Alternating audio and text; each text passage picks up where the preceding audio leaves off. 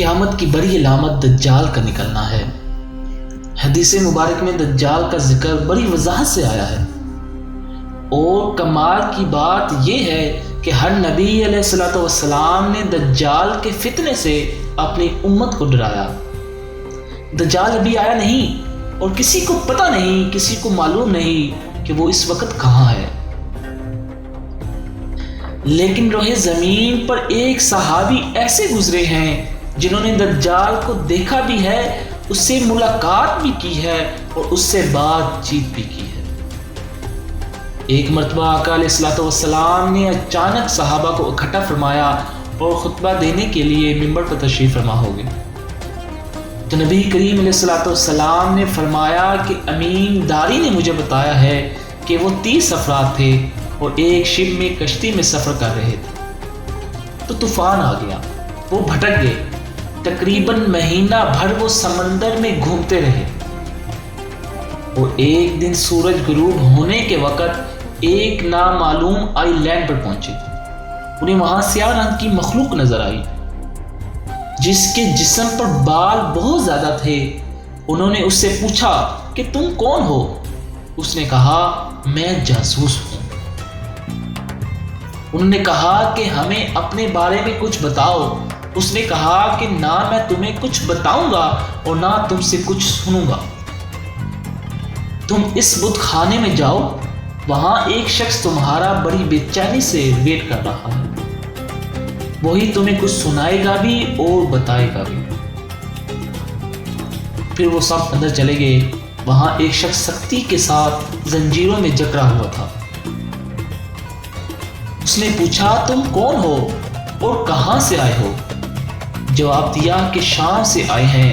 اس نے پوچھا کہ عرب کا کیا حال ہے، اور ایک شخص وہاں پیدا ہونا تھا، اس کا کیا حال ہے؟ یعنی نبی کریم علیہ الصلوۃ والسلام کے بارے میں پوچھا۔ صحابہ کرام نے کہا وہ اچھے حال میں ہیں، اور ابتدا میں ان کی مخالفت ہوئی، مگر اب تو وہ تمام عرب پر وہ غالب ہو گئے۔ اس نے کہا اچھا زہر کے چشمے کا کیا حال ہے؟ انہوں نے جواب دیا کہ وہ بہت اچھی حالت میں ہے، لوگ اس سے پانی پیتے ہیں، اس سے کھیتی باڑی بھی کرتے ہیں۔ پھر اس نے پوچھا کہ عمان اور بسام کی کھجوروں کا کیا حال ہے؟ انہوں نے کہا اس میں ہر سال پھل آتے ہیں۔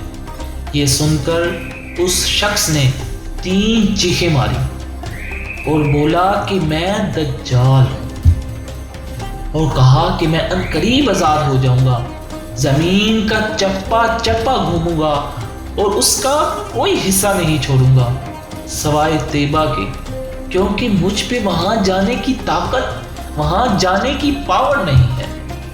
نبی کریم علیہ الصلوۃ والسلام نے فرمایا کہ مجھے بہت خوشی ہوئی، کیونکہ طیبہ یہی شہر ہے۔ بعض روایت کی روشنی میں یہ بات بھی کہی جاتی ہے کہ دجال کو حضرت سلیمان علیہ الصلوۃ والسلام نے قید کیا تھا، اور حدیث پاک کے مطابق یہ مشرق یعنی ایسٹ کی سائڈ موجود ہے۔ دجال کا فتنہ تاریخی انسان کی ابتدا سے لے کر انتہا تک تمام فتنوں سے بڑا خطرناک فتنہ ہے۔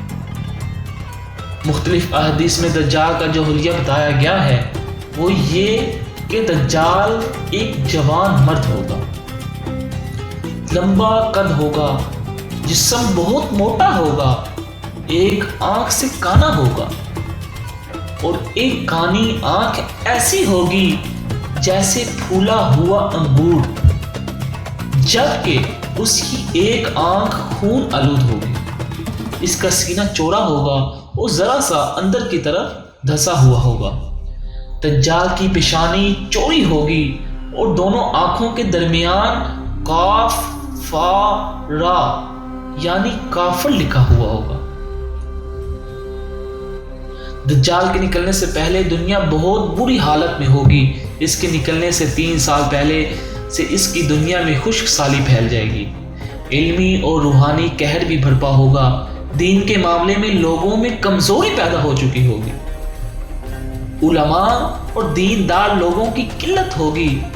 تب دجال ایسٹ کی سائڈ سے اصبہان یا خراسان نامی شہر سے نکلے گا۔ اور زمین پر 40 دن رہے گا، جن میں سے ایک دن 1 سال کے برابر ہوگا، اور ایک دن ماہ کے برابر، اور اگلا دن 1 ہفتے کے برابر، جبکہ باقی دن سال کے عام دنوں کی طرح ہوں گے۔ اس مدت میں دجال اپنے گدھے پر سوار ہو کر ساری دنیا کا چکر لگائے گا۔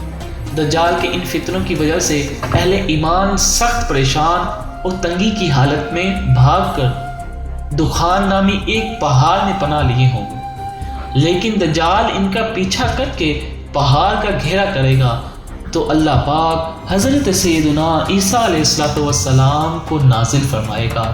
حضرت عیسیٰ علیہ السلام اس دنیا میں آ جائیں گے تو ان کو دیکھتے ہی دجال ایسے گھلے گا، میلٹ ہوگا، جیسے پانی میں نمک گھلتا ہے، میلٹ ہوتا ہے۔ آپ علیہ السلام دجال کو مقام لطف پر قتل کریں گے اور اس کے فالوور میں سے ایک بھی کسی کو بھی زندہ نہیں چھوڑیں گے۔ یہ فتنہ بہت شدید ہوگا ناظرین۔ نبی پاک علیہ السلام نے فرمایا، جو سورۃ کہف کی پہلی 10 آیتوں کو یاد کرے گا دجال کے فتنے سے محفوظ رہے گا۔ اللہ پاک ہم سب کو دجال اور تمام فتنوں سے محفوظ فرمائے۔ ہماری ویڈیو پسند آنے کی صورت میں ہمارے چینل کو سبسکرائب کریں اور لائک اور شیئر ضرور کریں۔ اللہ پاک ہم سب کا حامی و ناصر ہو۔